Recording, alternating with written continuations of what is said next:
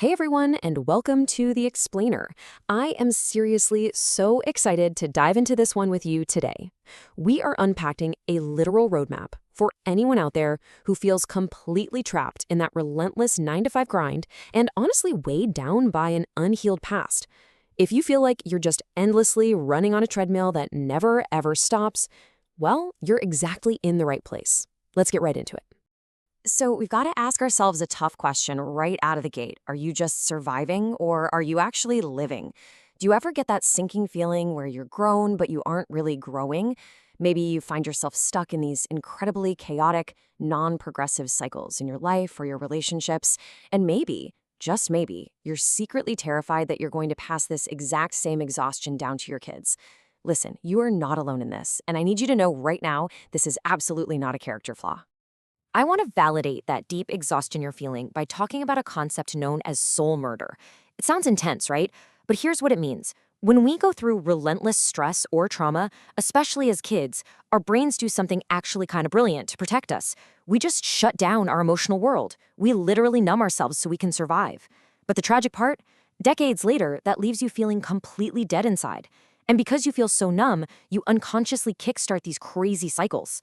Your brain goes, wait, what makes me feel alive? Oh, I know. Let's have drama. Let's create chaos. You end up manufacturing stress just to feel something.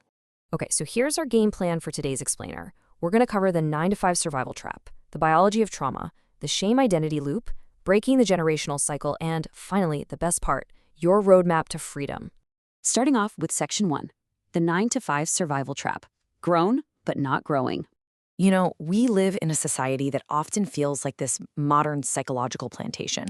It's a relentless grind where anxiety and depression, they aren't just bad moods, right? They actually act as inherited energy and physical barriers that lock us in a mental prison.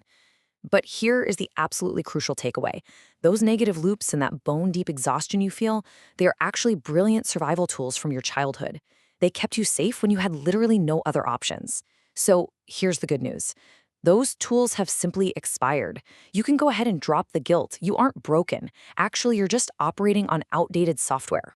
Which perfectly brings us to section 2, the biology of trauma. Basically, your brain's stuck in emergency mode. Let's look at the actual biology of this because it's fascinating. We have to understand how childhood trauma literally rewired your nervous system. Complex trauma isn't just the bad event that happened way back when, it's the internal aftermath. It's the way your body completely hijacked your nervous system to protect you, permanently locking you into a state of fight, flight, or freeze. Your body literally still thinks there's a tiger in the room, even when you're just sitting quietly at your desk. And there's a really stark difference in these nervous system states that we need to talk about. On one hand, you have the ventral vagal state. Think of this as your creator mode.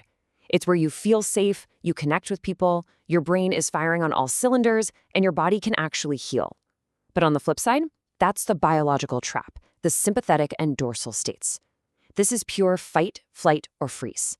You disconnect, you feel totally zombie-ish, and you are running on nothing but baseline survival instincts. Let's break down the hard facts of what's happening in your head. When you're stuck in that survival mode, constant stress floods your brain with cortisol. The result? Your prefrontal cortex, which is your logical decision-making center, literally shrinks. Meanwhile, your amygdala, the brain's fear center, actually enlarges, and your hippocampus weakens, which stunts your ability to learn and remember things. So, look, you are not failing at life. Your brain is just physically locked down in an emergency state. Moving on to section 3, the shame identity loop, the inner war of feeling unlovable. When trauma hijacks your brain, like we just talked about, it creates this core subconscious belief that you are simply not good enough. I want you to think about this. Do any of these things hit close to home? A really deep fear of abandonment, exhausting perfectionism, wearing masks to hide who you really are, or maybe you have an absolute crippling inability to just say no? We usually brush these off as personality quirks, right? Well, they aren't. They're actually exhausting coping mechanisms that your brain designed to solve that deep-seated feeling of shame. And because of all that hidden shame, we end up falling into these highly codependent relationships. We basically try to earn love by playing a part. We either step into the role of the superior hero, who is always sacrificing and rescuing everyone else, or we become the inferior victim who desperately needs to be rescued. But here's the catch. This dynamic, it never, ever satisfies your human longing for real connection. In fact, it destroys true intimacy because you're literally never showing up as equals. That takes us to Section 4, breaking the generational cycle, reproducing thought patterns in our children. Now, this is probably the most urgent, painful point we face. If we don't heal this shame, we unintentionally hand these exact same behaviors right down to our kids. Unhealed trauma passes through families kind of like a curse. It's this inherited, heavy energy that imprints anxiety, depression, and survival mode directly onto the next generation. It essentially creates thought patterns that practically guarantee self-sabotage for them too. Think about this reality for a second, because it's stark. If your unhealed trauma makes you terrified to say no to unsafe people, or keeps you chained to a toxic job just because you want to keep the peace, you are draining all of your life energy.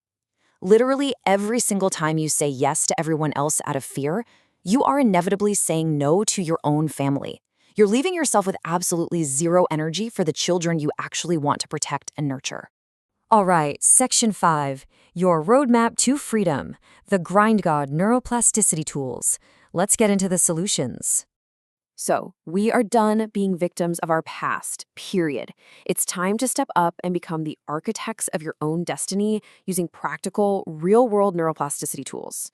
The contrast is super clear. On one side, you have survival mode, where you just inherit chaos. On the other side, you have self-mastery, where you actively create a legacy. Breaking free means making the very conscious choice to pioneer completely new psychological territory for the generations that come after you. Okay, so how do we actually pull this off? We have to rewire the mind using very specific tools. Take self-compassion, for example. Now, for someone who is used to a brutally critical inner voice, giving yourself grace probably feels weak or even wrong. But science shows us that self-compassion is biologically required to create long-lasting change in the brain. You literally cannot shame yourself into healing. You also need honest vulnerability with safe people to rebuild your trusts. And absolutely crucial, you must set firm boundaries to protect your energy and start transforming your pain into real ambition. To make all of this super concrete, we're going to establish a sequence of tactical ops. This isn't just nice-sounding theory. This is your daily action plan. It's a structured sequence designed to physically build new behaviors and start rewiring that traumatized nervous system day by day. Consider these your daily non-negotiables. Step 1, move your body for 10 minutes and feed your mind with a book or a podcast. Step 2, fuel your spirit and body. Hydrate, eat something clean, and sit in just 2 minutes of complete silence to help regulate that nervous system. Step 3 is the attack. This is your warrior's hour of deeply focused, uninterrupted work toward your goals. Step 4, take time to reflect and journal just one lesson you learned. And finally, Step 5, secure 7 hours of real restorative sleep. Guys, these aren't just cute habits. They are tactical neuroplasticity tools to reclaim your power from the 9-to-5 trap. And that brings us to the end of our explainer today. But before we go, I want to leave you with this really powerful, provocative question to chew on. The trauma in your life is a lock, but you hold the key. Will you step up and break the cycle? Or will you just be a product of it? The choice to start your ethical grind toward healing begins today. Thank you so much for hanging out and learning with me, and I'll catch you on the next explainer.